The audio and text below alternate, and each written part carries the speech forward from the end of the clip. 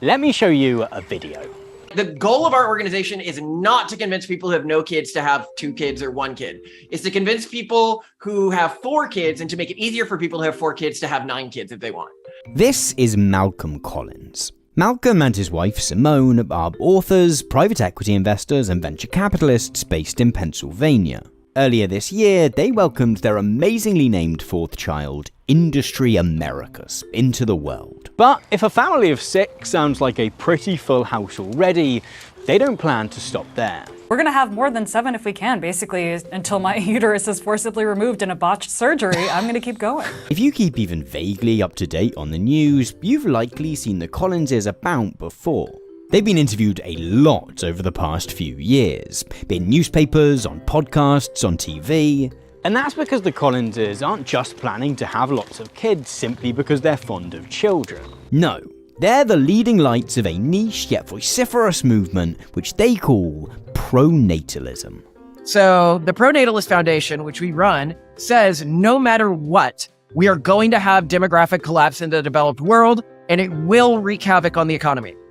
Our goal as an organization is to preserve as much of our existing human diversity as possible into the future. Their core belief is that the greatest threat currently facing humanity is not climate change, inequality, zoonotic disease, or any of the usual concerns you might hear raised about our crisis-stricken world, but instead, declining birth rates. It's so much worse than people think. So if you look at the United States, if you project forwards the decline in fertility rate we have had in the past 10 years, and you assume 1 generation every 30 years, for every 100 Americans, there's only going to be around 4.3 great-grandchildren. The Collinses aren't alone in harboring this fear that humanity might be on the brink of dying out.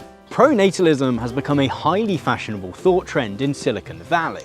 Elon Musk has repeatedly stated that what he calls population collapse represents an existential threat to humanity, a position which appears to have factored into his own decision to have fathered 12 children at time of recording. From there, the belief that we urgently need to boost birth rates has become a recurring theme both in the contrarian podcast sphere and in formal conservative politics at the very highest levels. We don't have enough families and children to continue as a nation. There is one critical outcome that liberal individualism has completely failed to deliver, and that is babies. We want to produce babies in this country, right? We want to produce babies. When I first started making this video, I was pretty skeptical of this whole population collapse thesis. Given the rogues gallery of populists and reactionaries that have become the leading lights of the pronatalism movement, it's easy to push it aside as just another conspiracy theory.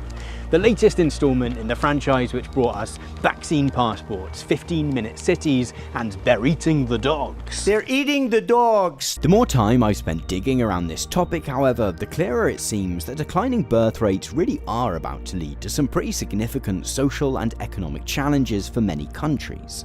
Probably the country that you're watching this from right now. There are a few questions that I want to try and answer over the next however many minutes then. Firstly, how bad really is the decline in birth rates which the pronatalists are so incensed by? Secondly, why are they so interested in this crisis over the many other challenges the world is presently facing? And thirdly, does the pronatalism movement actually have any useful answers to the world's baby drought? Or are the real solutions ones which the Collinses, Musk, Trump and their allies would be unlikely to find so appealing?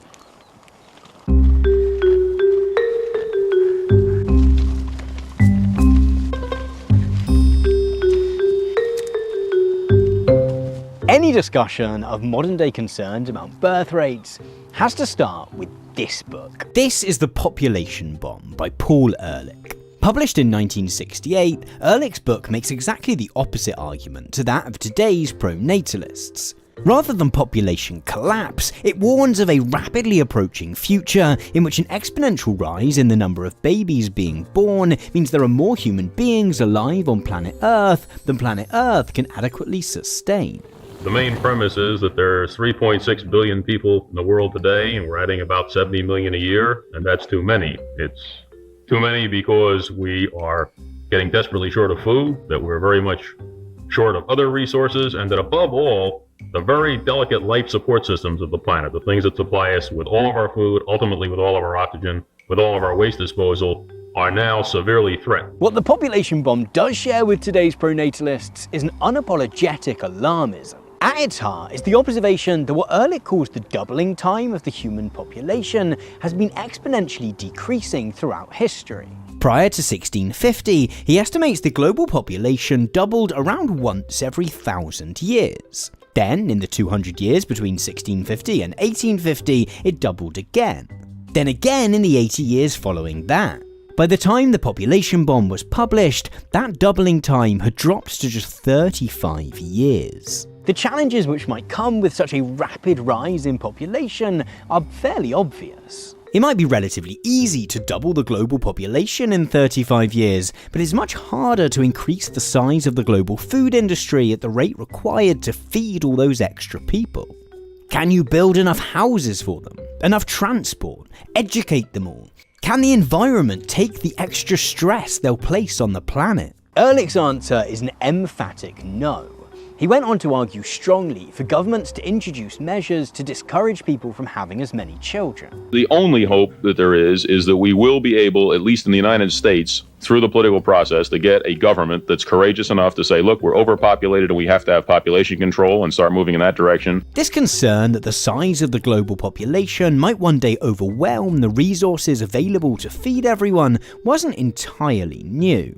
The population bomb is effectively a modernising adaptation of an 1803 pamphlet by Thomas Malthus, which similarly predicted that overpopulation would one day lead to famine and war. Nevertheless, Ehrlich's book was a sensation. It sold more than 2 million copies, led to its author becoming a regular guest on The Tonight Show with Johnny Carson, and firmly lodged this concern about population growth in the popular imagination.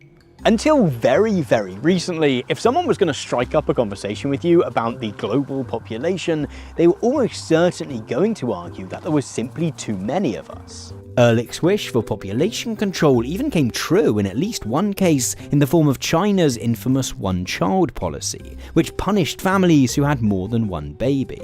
There was just one problem with Ehrlich's thesis. Even by the time the population bomb was published, global birth rates had actually started to decline. And over the next 50 years, they would steadily reach a point where the world's population was not about to catastrophically explode, but in many countries was actually starting to decline.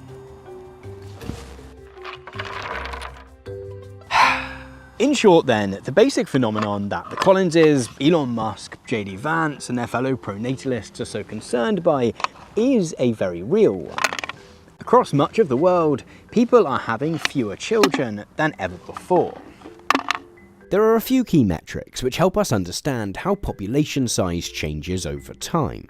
The first is the total fertility rate. This is the total number of children the average woman in a given country or region will have over the course of her life. At present, for example, the total fertility rate in Egypt is 2.8, which means that, as things stand, the average Egyptian woman either has or is on her way to having 2.8 kids.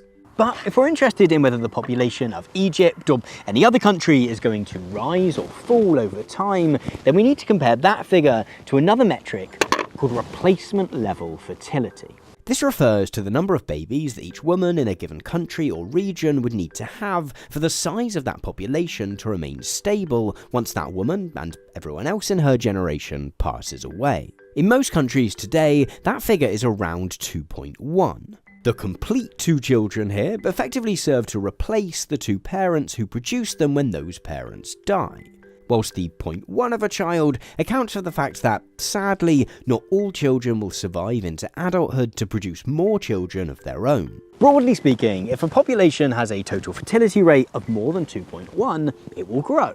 Each cohort of parents will produce more children to add to the total population tally than they will reduce it by when they die. If that population's total fertility rate drops below 2.1, then it will decline. Each cohort of parents fails to have enough children to replace themselves when they pass away. Okay, where does this one actually go? It was here.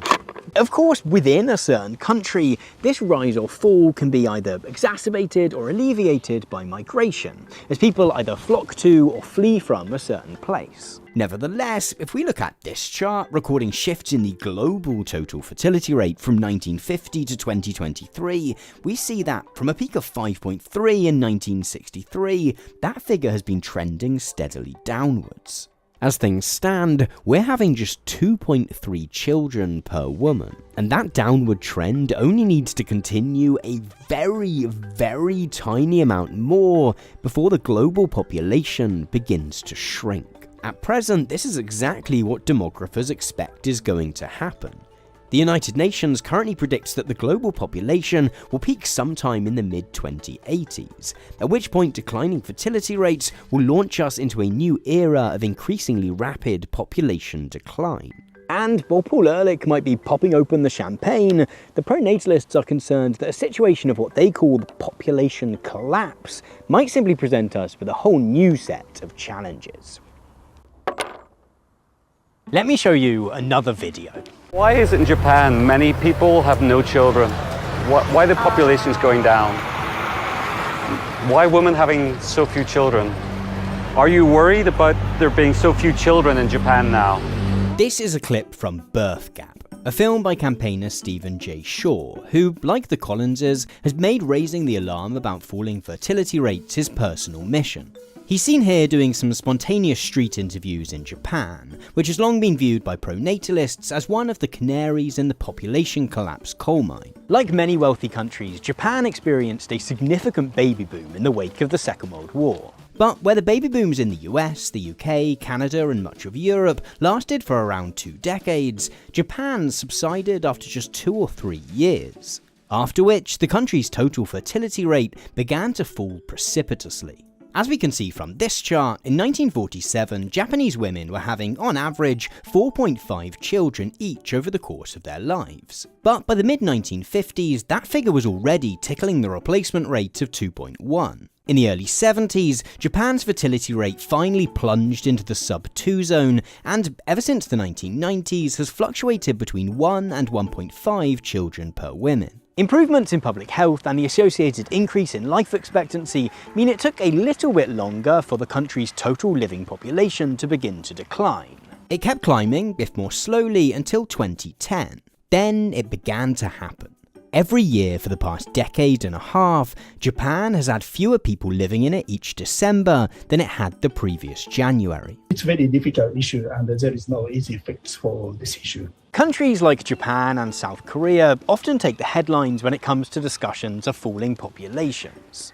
We hear stories about young people refraining from sex, extreme work cultures which leave no time for family life, and closing schools. As that declining global fertility figure shows, however, a similar trend has taken hold across much of the world. The University of Oxford's Our World in Data site recently compiled this map, which distinguishes between countries which are currently above replacement fertility levels and those which are currently below. As you can see, it's a pretty even split. According to the International Monetary Fund, around 2/3 of the world's population now live in countries which are presently on track to begin shrinking. It's very likely that the country that you are currently sat in whilst watching this video has already fallen below that crucial 2.1 figure. As of 2023, the US, the UK, Australia, France, Ireland, Brazil and Colombia all had fertility rates of just 1.6. The Netherlands, Sweden, Norway, Germany and Belgium are at 1.4. Canada at 1.3. South Korea might be leading the way at a measly 0.8, but other countries are not far behind. You look at Korea right now, and 60% of Korean citizens are over the age of 40. So it's likely already too late for them to turn this problem around. So we need to turn this around before we hit that level. But the truth is we probably won't. The difference between a total fertility rate of 2.1 and 1.4 or 1.5 might not seem all that much. But over the course of just 2 generations, that's the difference between a population maintaining its current size and shrinking by 35 or 45%. Even with the buttresses of increasing life expectancy and inward migration, Japan's population is on track to decline by nearly a quarter over the next 40 years. Where wealthier countries such as the United States are set to avoid absolute reductions in population for a while longer, it will largely be a result of immigration making up for that deficit in births. But why does any of this matter? If population increase was such a concern until just a few years ago, then surely a declining population is a good thing. Are the pronatalists simply trying to fearmonger about nothing? Well, not exactly.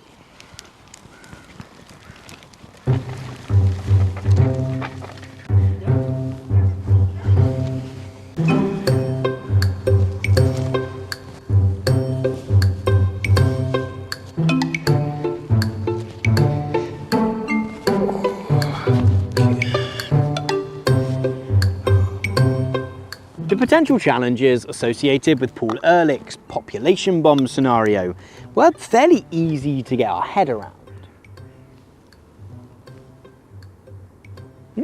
We all know that we live on a finite planet with finite resources. And while we could certainly distribute those resources much more equitably, it's clear that there would eventually come a point where there simply wouldn't be enough food or water or energy to go around.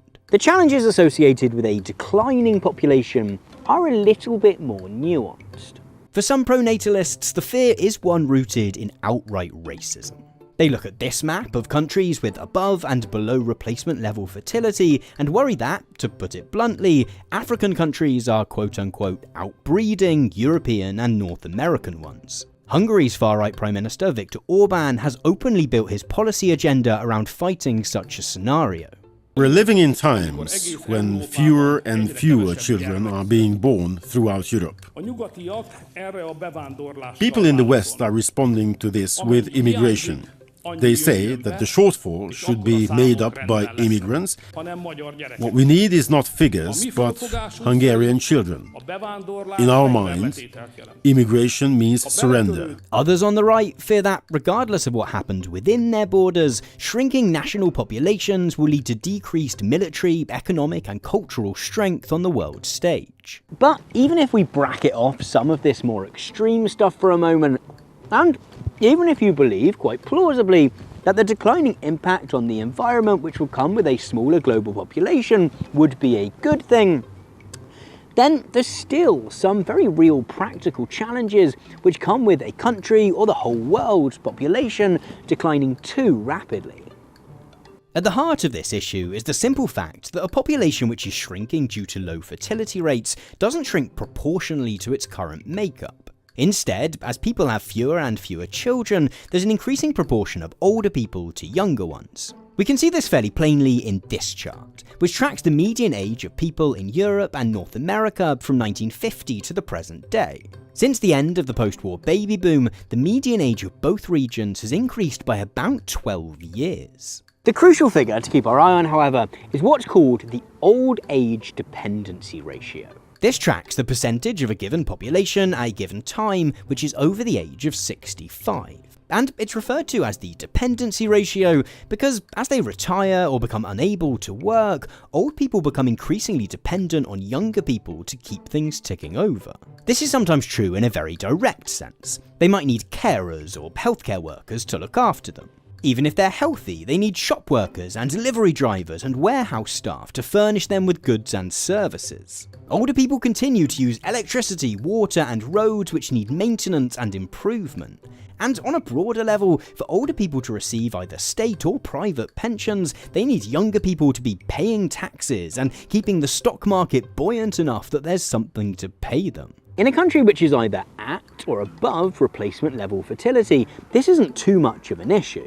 Every time a bunch of older people retire, either the same or a greater number of younger people join the workforce to replace them. They can provide all that direct support whilst also ensuring the economy continues to grow. Furthermore, in a growing population, the ratio of older people to younger people actually decreases over time. During the baby boom years of the 1960s and 1970s, for example, over 65s accounted for less than 15% of the population of both Europe and North America. As fertility rates have dropped, however, that figure has more than doubled. Europe is likely to hit an old age dependency ratio of 1/3 in just the next few years, and North America isn't far behind. As we'll see shortly, a lot of the most enthusiastic torchbearers of the pronatalism movement are driven by some pretty ugly motives. Racism, classism, and a desire to bemoan the increased agency that contemporary society affords to women. We've seen an increasing stratification among men, where some men at the top get an increasing amount of mating opportunities, and then while men at the bottom are being excluded from mating. But before we dig into any of that, it's important to again stress that there are real challenges here. State pension systems across the world are already facing crisis as old age dependency ratios shift higher and higher. Healthcare systems are being stretched, and older voters are electing older and older politicians. And yet, just because the core problem is real, doesn't mean that some of the explanations for why we're having less kids, which have been adopted by the pronatalists, are entirely legit. In fact, some are pretty suspect indeed.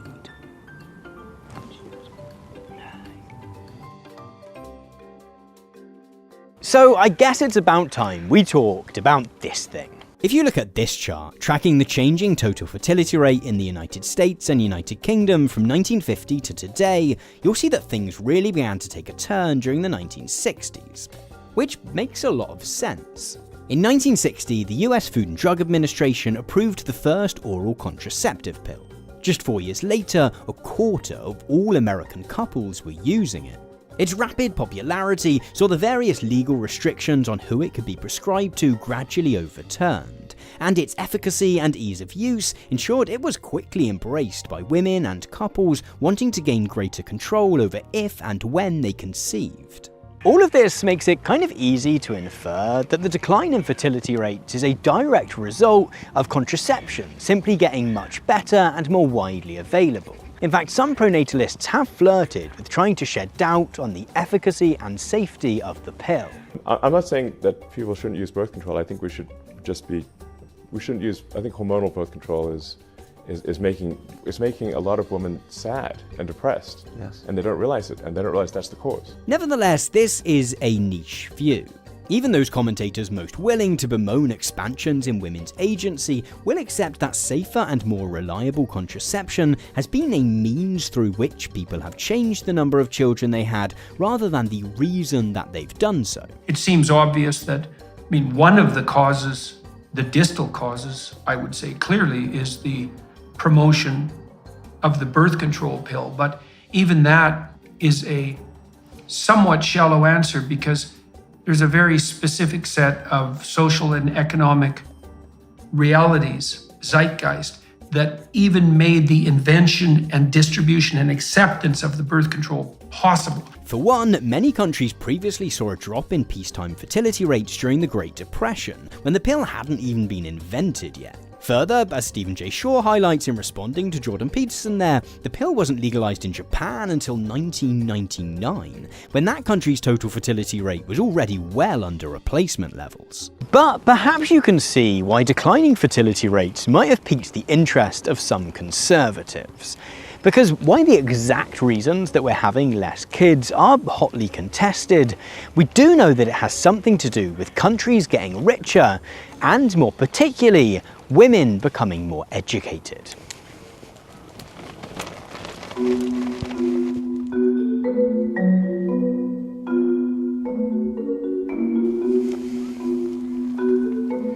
Let me show you another graph from Our World in Data. This bubble chart compares the total fertility rates of the world's countries with those countries' GDP per capita, which is an, albeit flawed, measure of national wealth. What we see is a pretty strong correlation between a country being richer and a country having lower fertility rates. There are several proposed reasons for this.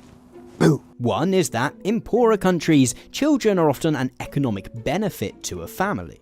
They very quickly become an extra pair of hands which can support a family business or help around the house, making life easier and boosting the parents' income. In fact, with children being so useful, and infant mortality rates being relatively high in poorer countries, you might have more children than you otherwise might choose to, in case some sadly pass away. As a country gets richer, this is less and less the case. Laws might be introduced banning child labour.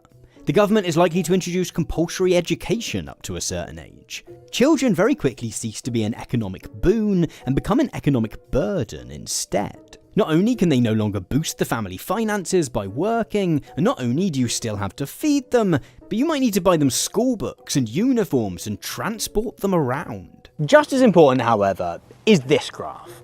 This graph maps national GDP per capita against the World Bank's Gender Parity Index. What it shows is a positive relationship between a country's national wealth and women and girls within that country having more equal access to education. It's worth saying that this is very much a two-way relationship. It's not only that wealthier countries tend to extend more opportunities to women, but that, surprise surprise, utilising the skills and talents of your entire population tends to be economically beneficial. This does have implications, however, for having kids. In countries where women are expected to work, there's simply less time for being pregnant, giving birth, and raising children. Given that taking the necessary time out of work to raise a kid can have a significant impact on a woman's career prospect and earning potential, children only become more of an economic burden, as couples have to weigh up the joy and fulfillment of having children with the increased security of greater earnings. And it's here that the conversation surrounding declining fertility rates becomes kind of politically contentious. Because at this level, the fact we're having less children appears to be a product of social, political, and economic changes which many of us view as deeply positive. It is a good thing that women are no longer the property of their husbands, that they can go to school and are able to pursue their desires and ambitions in the world. And there is a way of engaging in this conversation which is sensitive to that. In the hands of some of the most vocal pronatalists, however, that tends not to happen. Which I guess means that it's time to show a bunch of clips from the podcast sphere. Which is maybe scary enough.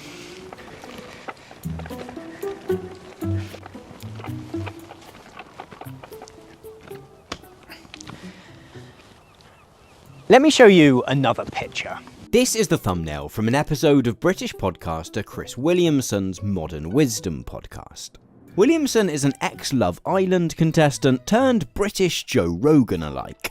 Which I don't mean as an insult, I think he would really like that comparison. Like Rogan, his show features a range of guests, including health gurus, the very occasional celebrity, and a glut of political commentators, usually of the more contrarian variety.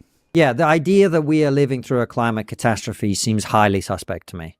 Highly suspect. But also somehow very sexy. The fertility crisis has become something of an obsession of Williamson's. He's had several pronatalist campaigners and researchers on to discuss the topic, and often brings it up in other conversations too. You'll be maybe the 5th, 6th, 7th conversation that I've had on something to do with birth rates, declining fertility, and I'm going to keep on banging this drum. But this thumbnail is particularly telling for the state of the conversation surrounding falling fertility rates. Because the more combative pronatalists seem to quite like being accused of being misogynists. In an era in which the importance of any given political issue is often judged less on merit than on how controversial it can be made to appear, such accusations help set them up not simply as people studying a phenomenon which has been overlooked, but as renegade modern-day Galileos who are being suppressed by the political establishment. And so we did something that pissed off the deep state bad. To suggest that there might indeed be a little bit of either intentional or completely accidental misogyny to some of these pronatalist conversations does risk playing into this victim narrative. But the reality is that almost all of the leading pronatalists steep their discussion of this topic either in tired anti-woke grievances or at least incel-adjacent views of sex and relationships. Seriously, I've watched so many of these videos over the past couple of months, it has kind of broken my brain. If you create a society in which you don't get lauded, you're not celebrated, you're not like the cool people for getting married and or having kids, you're not going to do it because you're not an idiot. Simone and Malcolm Collins' Based Camp podcast generally swings towards the more extreme end of this spectrum. There's a pretty stark contrast between the website of their pronatalist.org foundation, which is fairly professional and reasonable, and their YouTube channel, which looks like this.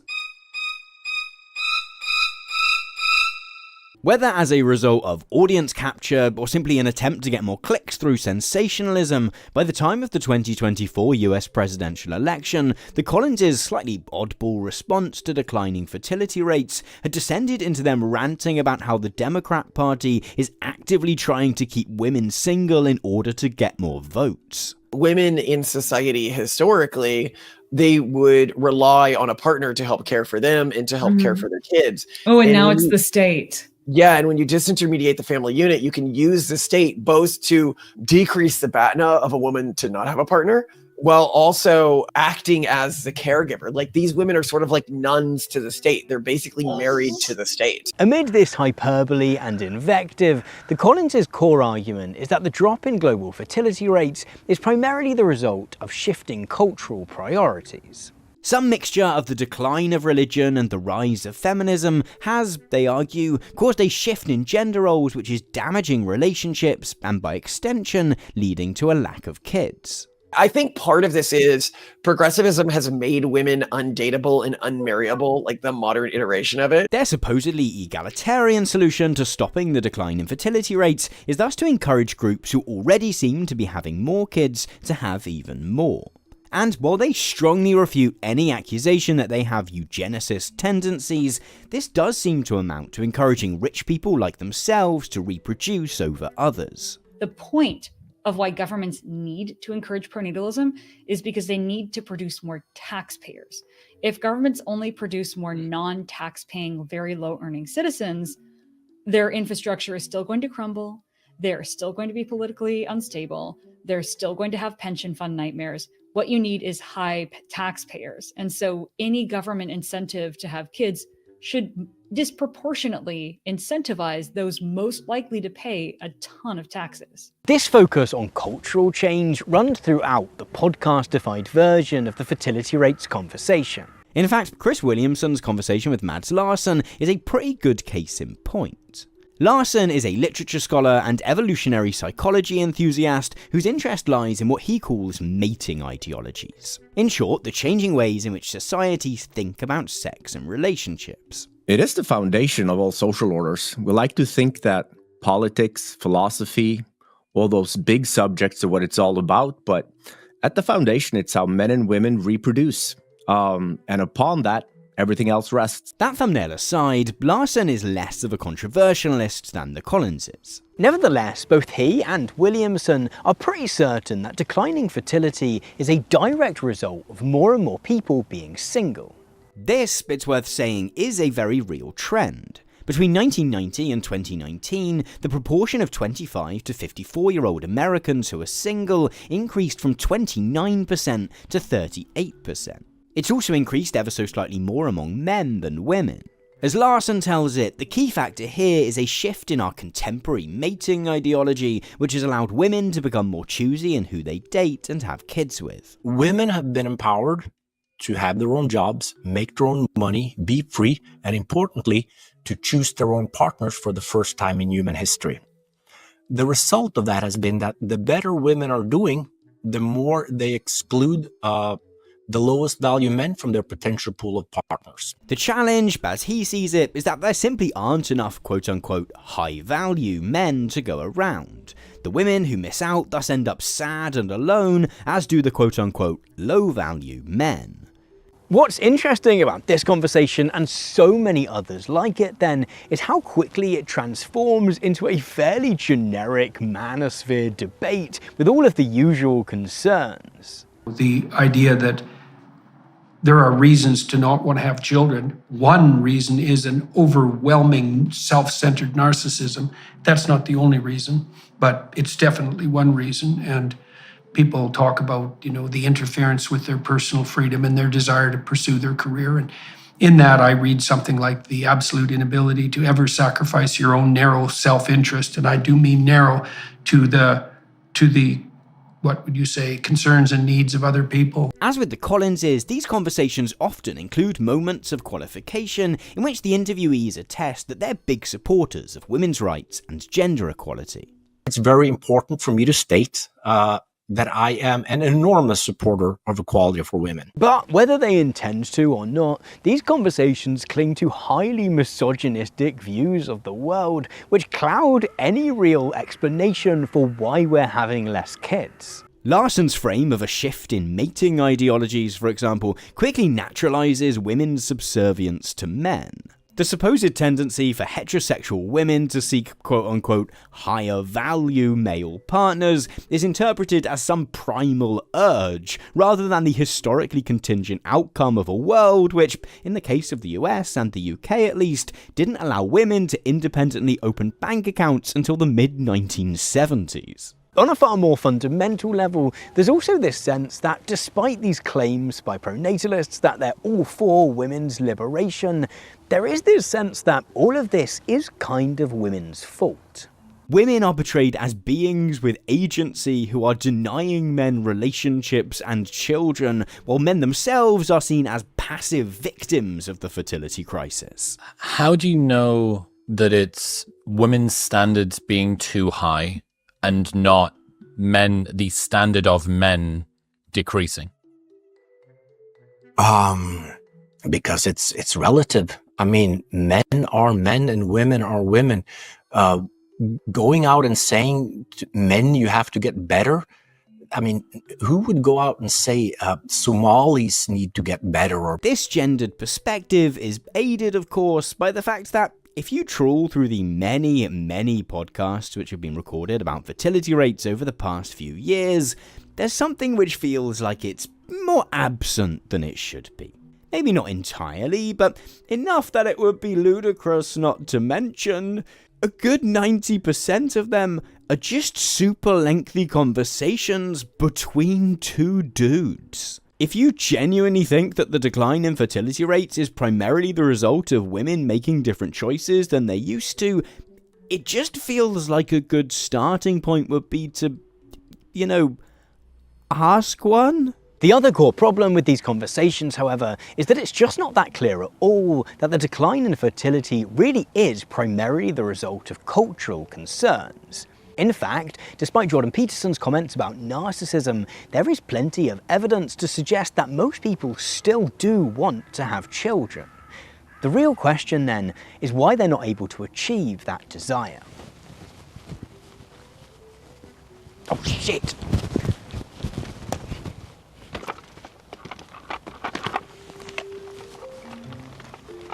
Let me show you some polling from Gallup. This is a line graph tracking changing opinions on the ideal family size upon Americans from 1935 to the present day.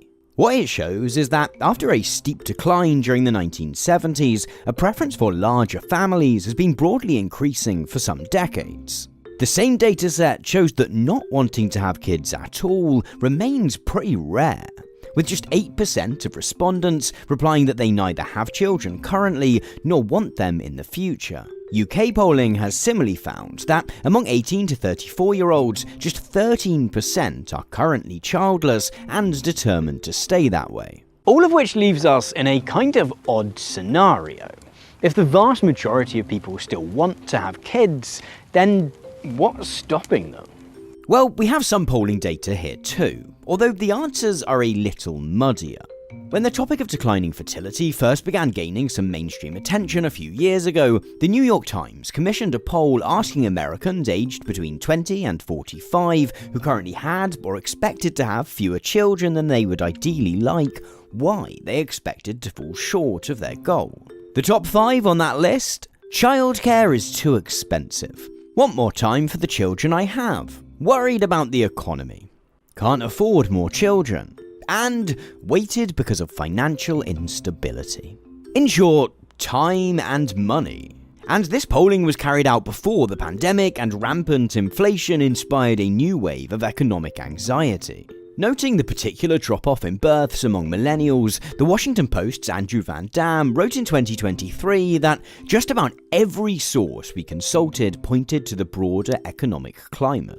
Hammered by the Great Recession, soaring student debt, precarious gig employment, skyrocketing home prices, and the COVID-19 crisis, millennials probably faced more economic headwinds in their childbearing years than any other generation. The Guardian was even blunter in an article earlier this year, leading with the headline, "It's money." Yet other polls complicate this simple explanation. The Pew Research Center recently asked a bunch of questions to the relatively small subset of Americans who neither have children now nor think they will in the future. Of those who actively want kids but who are simply pessimistic about their chances, direct economic concerns sit alongside worries about clashes with their careers and broader fears about the state of the world and the environment. In fact, the more one digs into this topic, the more one gets the sense that declining fertility rates is kind of an everything problem. The historian Adam Tooze has argued that the period we're living through is the age of the polycrisis. A scenario in which repeated financial crises have combined with war, environmental breakdown, pandemics, political instability, housing shortages, and wage stagnation to create a widespread sense that the world is just generally screwed. That this might have an impact on birth rates is unsurprising. Some aspects of this polycrisis, such as rising house prices and rents, actively make it much harder to be able to afford to have children. Others, such as the climate crisis and geopolitical uncertainty, make it harder to justify making the decision to have children in spite of those financial challenges and to simply try to make it work anyhow. All of which makes it doubly fascinating that conservative commentators are leaning so heavily into this issue. Because fixing the fertility crisis doesn't appear to be something that is fixable through targeted interventions. Even simply paying people to have kids doesn't seem to do the trick. The level of cash handout required to counterbalance the rising cost of housing, energy, and food, let alone actually clothing and feeding a child, would be ludicrous. Reversing the trends in fertility rates then kind of involves trying to at least make some progress on all of that other stuff. Yet many of the most vocal pronatalists are at least fellow travellers with those who seek to either deny or exacerbate these problems. It's not the money, it's not the money, it's not the money, it's the culture. There's a sense that the popularity of pronatalism among conservatives is rooted precisely in this contradiction. To argue that we need to do something about declining fertility rates from a conservative perspective, you have to argue that so-called population collapse is a greater threat than the climate crisis, inequality, nuclear war, misogyny, populism, and so many other issues. And while for many of us that might seem like an inconvenience, to many conservatives and their hangers-on, it's an opportunity. It gives them a reason to play down all that other stuff. Think about how much public attention has been galvanized towards climate change, worthy cause, something that people probably should be concerned about not trying to destroy the ecosystem, so on and so forth. Yeah. It's not going to happen in 75 years. There are more pressing concerns. This newfound focus on declining fertility means they can represent themselves not merely as anti-feminists or climate denialists or defenders of billionaires, tax avoiders and cheats, but as crusaders for a far more important cause. The real problem, however, is that none of these figures actually have any realistic solutions to this great threat that they're supposedly so impassioned by. The Collinses want more babies born to the super rich. Matt Larson suggested we explore the benefits of polygamy. Elon Musk is currently salivating at the prospect of slashing the size of the US state, despite his own pet issue clearly requiring greater support for both parents and older people. There's so much government waste that's going on that I would call it a target-rich environment. It's hard in every direction. There's this just mad waste. When I first started researching this video, that wouldn't have bothered me all that much. I wasn't entirely convinced that population decline was anything more than a right-wing fantasy. But while the global population evidently can't continue to rise forever, and now almost certainly won't, I have become pretty convinced that the speed at which it is currently set to decline does present us with some real and significant challenges. It will require us to rethink our aversion to taxation and spending, our openness to migration, our obsession with economic growth as an indicator of human progress, and much more besides. Easing the transition to a world of downward population trends will also likely be helped by providing support to those who do want children to ensure mothers and parents aren't unjustly held back in their careers or placed in financial hardship. The loudest voices in pronatalism today simply aren't able to have those conversations. Doing so would run counter to their other political priorities and, quite frankly, stop them from being able to use the issue as a source of panic and distraction. It is, however, going to be a topic that we're all going to be hearing a lot more about over the coming years, and which we should all give a lot more thought to. High five, great job. In fact, demographic change is something I've been thinking about a lot lately. And that's because the political and economic consequences of our rapidly aging society is at the heart of my debut feature-length documentary, Boomers, which is out now and available to watch over on Nebula. Boomers follows me on a road trip around Europe and the US as I explore the lives and legacy of the baby boomer generation. If this video you're watching now has been about the big dip in fertility over the past 40 years and its acceleration over the past decade, Boomers is about the big bulge of births which preceded that. It investigates how that great mass of baby boomers passing through our society has affected our politics, our housing markets, our culture, the stock market, and so much more. Boomers is available to watch exclusively on Nebula, the premium streaming platform that myself and a bunch of other fantastic creators have been building over the last few years. It's just one of several exclusive films and series which have released on Nebula during 2024. We've had Wendover Productions' game show series, The Getaway, Abigail Thorne of Philosophy Tube's horror comedy Dracula's Ex-Girlfriend, and Jesse Gender's sci-fi short Identities. We've got some incredible stuff in the pipeline too, with Patrick Williams' The Dinner Plan and Bobby Broccoli's feature-length documentary 17 Pages. All of those join a massive backlog of indie creator content. Stuff like my Nebula exclusive class, How to Research Like a PhD Student, in which I talk you through my process for finding, reading, and processing the piles of books and articles which inform these videos. That class and all of those gorgeous shows are completely exclusive to Nebula. If you want to sign up to Nebula and watch Boomers today, then you can get a special discount on doing so by using my personal link, go.nebula.tv/Tom Nicholas. That will give you 40% off an annual plan, meaning that you can watch Boomers and my class and all of those other Nebula originals for just $3 per month. Or, if you don't want to add another subscription to your monthly budget, you might want to check out our lifetime memberships, which obviously cost a bit more up front, but which secure you access to Nebula for as long as both you and the platform exist. You can also feel super smug in knowing that the revenue that we raise from those lifetime memberships is going into a fund so that we can produce more high-quality original productions like Boomers, The Getaway, and The Dinner Plan, so that you can have lots of stuff to be entertained and educated by to keep you laughing and learning long into the future. Furthermore, using my personal link, go.nebula.tv/Tom Nicholas, means that I get an extra little kickback to continue helping me to make videos like this one. So thank you so much to everyone who has signed up using that link already. That link again is go.nebula.tv/Tom Nicholas. Enjoy Boomers, and I will see you over on Nebula. Smashed it.